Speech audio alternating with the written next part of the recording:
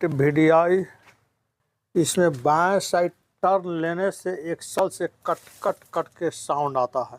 तो ये रबर सब कट गया है। इधर इसका हालत को देख लीजिए।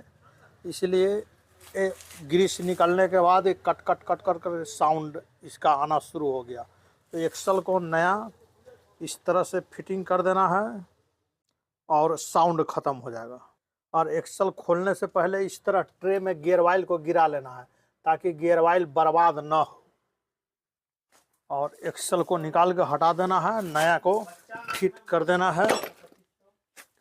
नया फिट करने के लिए पहले अंदर में बैठा देना है, इस तरह से बैठा देना है धक्का मार के।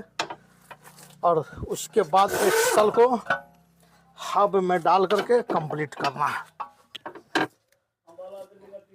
पूरा टाइट करने के बाद इसको लॉक कर देना है।